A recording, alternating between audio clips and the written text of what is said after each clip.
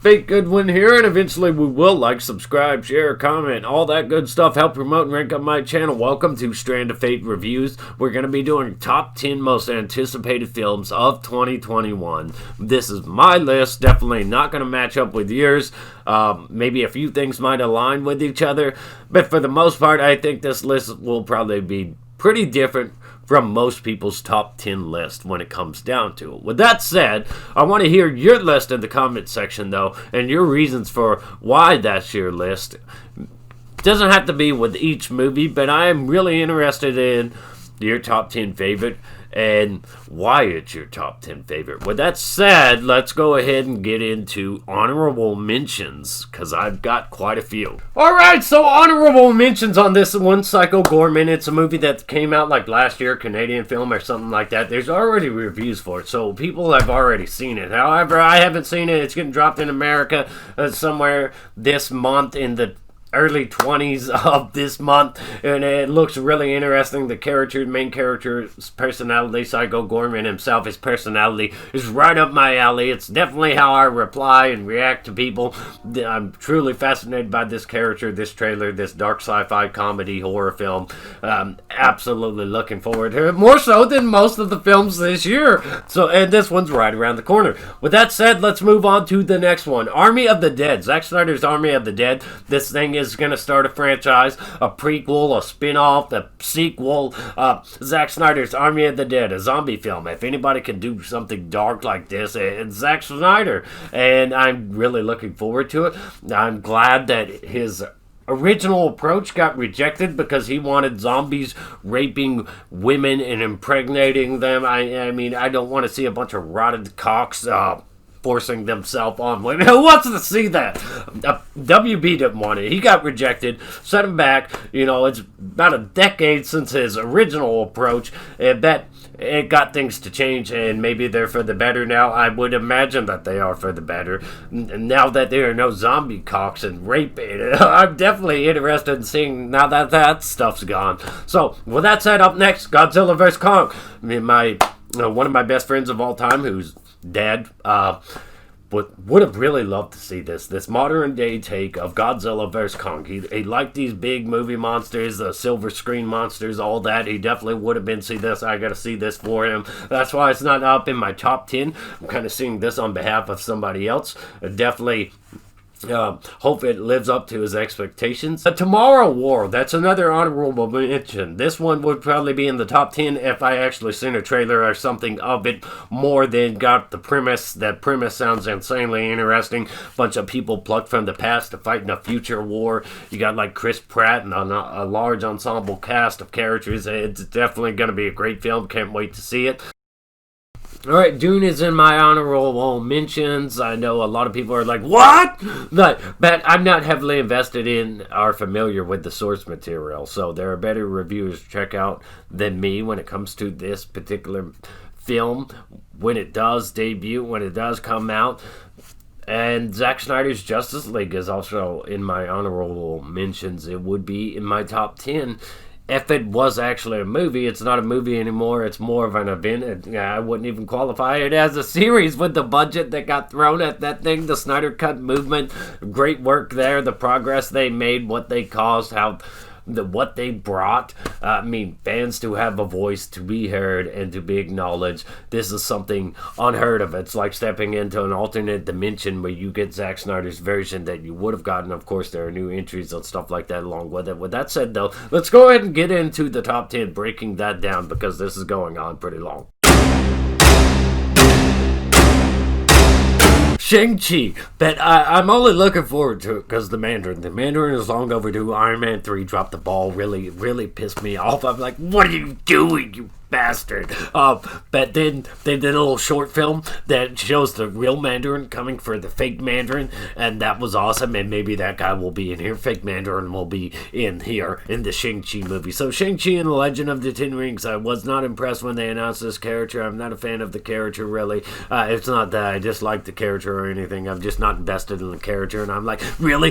We can't properly set up Iron Fist first before this guy? Really? Is that... So, anyways, I'm looking forward to this one. The screenwriter's got some interesting credentials. He's got the new Mortal Kombat film under his belt, which is said to bear similarities to this one. I've heard that they're going to be kind of the same thing. Now, they could end up hurting each other. One of them could very well undermine the performance of the other. In at number 9, Ghostbusters Afterlife. I'm really excited for this one, see what they can do differently than the disaster that was the 2016 Ghostbusters. This one looks different. It looks like they're not going to rely heavily on some J.J. Abrams style of carbon copy shit when it comes to reintroducing these characters back to us. And it's going to focus on a new generation, a proper passing of the torch. I have some concerns about it being a little Stranger Things or whatever, but it does look like it's its own thing, while also paying tribute to the old school, being fresh enough and new enough to be its own thing, but carry the nostalgia of the past while also respecting it, not spitting in the face like the Ghostbusters 2016. I'm just all over the place, but I'm greatly looking forward to this one. The trailer looked awesome. Let's just see what happens. Hopefully it's great and it's not I can't imagine it could be worse than what we got in 2016.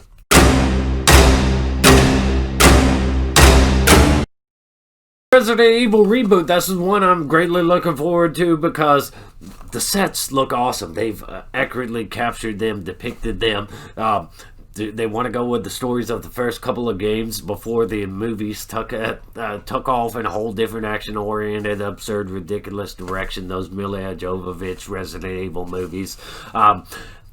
Everything in here looks good and sounds great so far. They talk about how they want to respect the source material and adapt the source material, and that stuff really translates well to screen because those first couple of games are practically screenplays themselves, just laying there waiting to be picked up and directed. It's really easy, like Resident Evil Outbreak would make one hell of a series to watch, but they don't do it.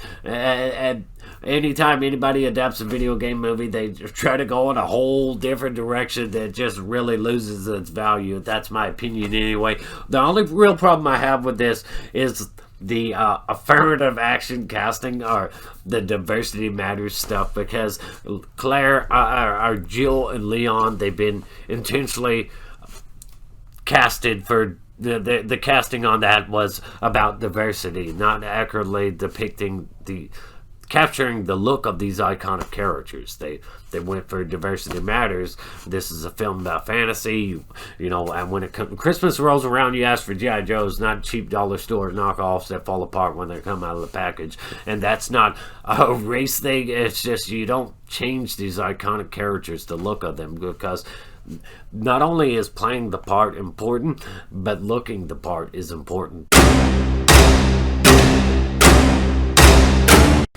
Up next, Nicolas Cage at Willy's Wonderland. Nicolas Cage at this Five Nights at Freddy's setting. It's kind of funny. I talk about films that could potentially undermine each other. This one definitely could undermine the Five Nights at Freddy thing. But Nicolas Cage at Willy's Wonderland, where animatronics come to life at night, this sort of a haunted place. It sounds like it's going to be crazy, insane, though we haven't seen a whole lot of it.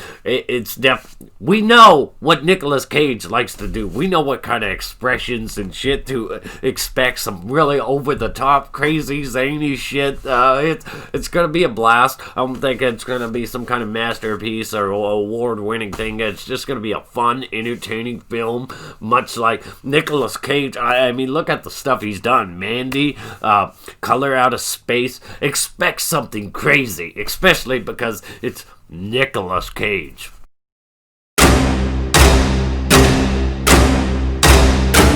The Unbearable Weight of Massive Talent, starring Nicolas Cage. A film about Nicolas Cage having to play Nicolas Cage and tap into the various roles of Nicolas Cage. You thought I was done with Nicolas Cage? Hell no, he gets another film on this list because he's Nicolas Cage. And in this film, he's going to have to go full Nick Cage. You're gonna have to release Nicolas Cage because it's got Pedro Pascal, Neil Patrick Harris. It just sounds like a crazy, wacky film where Nicolas Cage plays himself and has to tap into the various roles of himself that he's played to get himself through this kind of situation that's gonna be just an absolutely hilarious movie. It's not gonna be some kind of masterpiece or anything, but it does have Pedro Pascal, who's become very popular late Wonder Woman 84, The Mandalorian, even though Wonder Woman 84 I wouldn't boast about. But with that said, let's move on to the next.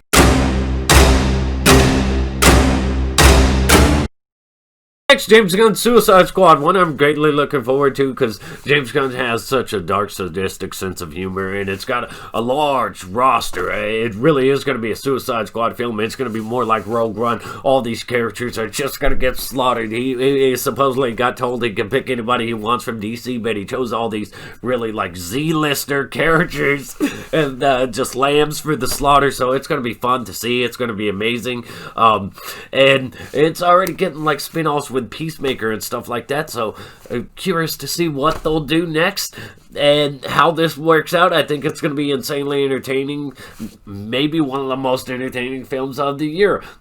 I was not a fan of David Ayer's Suicide Squad. I understand there was WB interference, but the depictions of the Joker and Killer Croc, if those were always supposed to be that way, and among other things, the film's just a sloppy mess, and I'm not a fan of it. But I think I'll be a fan of this one.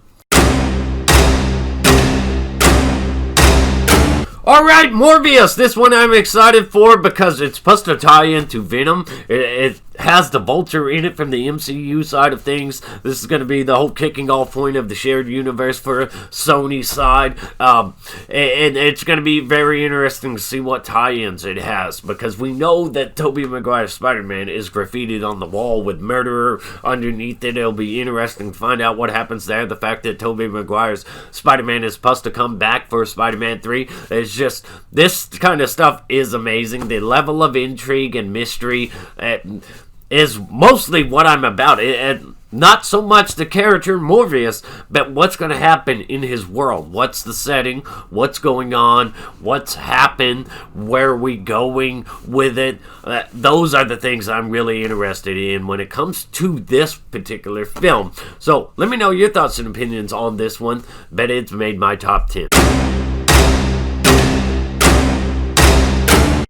Alright, Spider-Man 3, which is probably what it should be called if we're going to have Andrew Garfield and Tobey Maguire in here, 3 Spider-Man. I guess they saw the success of Into the Spider-Verse and decided, let's do this next. But I have not been particularly fond of Disney's MCU Spider-Man. I have not been fond of his solo adventures. The supporting cast are not very Spider-Man-centric. The stories, the locations, the stuff they do. The villains are great. Villain Mysterio. The villains usually are pretty great. But the characters and the settings and the Spider-Man-centric stuff, and everybody's a replacement mentor for Uncle Ben or Iron Man is, I have not been very fond of what they've done with it. So far, I wasn't going to have any interest in this one if they weren't announcing that they're going to have Tobey Maguire, Andrew Garfield, and all these other characters from previous Spider-Man films in here and do this larger tie-in to a larger MCU that they're alluding to, the multiverse, all this stuff, the tie-ins with the Sonyverse. So that's the reason I'm looking forward to this,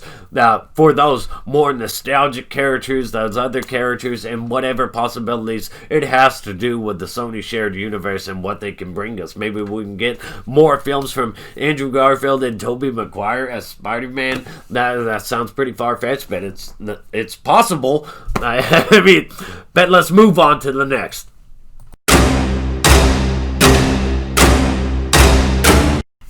Alright, so Venom 2, Let There Be Carnage. I'm insanely excited for this one because Carnage alone. Woody Harrelson playing Carnage sounds good to me, even though he looks completely ridiculous and that red hair. It's just insane. Carnage is one of those insane characters. I wonder how dark they'll take this, how far they'll go, and hopefully they don't give him, just kill him off in one film. But I'm insanely excited for this one, also because the larger tie-ins to the shared universe that they're developing, the Morbius thing, the nod to the Tobey Maguire Spider-Man on the wall. Like, what are we gonna do? Are we gonna have a Venom 3 with Spider-Man and Carnage in there? That would be absolutely amazing. But this one is the one that's gonna lay the groundwork for whatever comes next. That's why I'm so excited for it, even though I was underwhelmed by the first Venom film. Flawless victory.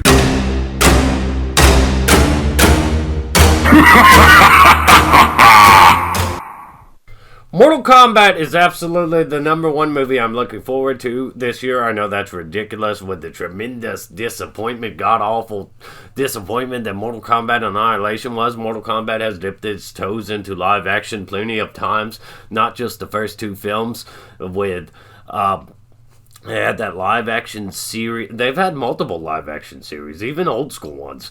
And this isn't something that's really difficult to translate to screen. A bunch of combatants competing in a tournament to save Earthrealm from certain doom. It's really not hard. You've got a great lineup, great roster. I don't even know what characters they're running with. Well, I know nothing of the story. There's no trailer. There's no nothing. But I'm very curious in seeing what they accomplish here in this one. I'm greatly looking forward to more than any other film on this list because it's been a long time. Video game movies tend to suck, but I'm gonna give it the benefit of the doubt as always and then crush my soul in the end. Fatality. But no, I'm tremendously looking forward to this one. If it crushes me, oh well, at least we tried again. But let me know your thoughts and opinions. What films are you most looking forward to? I had to include Mortal Kombat up here at the top of the list because I am looking forward to this one way more than any other. But let me know your top 10 in the comment section, why they're your top 10, even honorable mentions. You don't have to get long-winded or anything unless you want to. And I'm very interested in seeing which films people are most looking forward to, which and why you're most looking forward to said film. With that said, this video got a little bit long-winded, so fake good one here. Eventually we will. Hit that like, subscribe. You tremendously help me out. I greatly appreciate it. I'll read all your comments as soon as I can. Stay awesome. Rock on.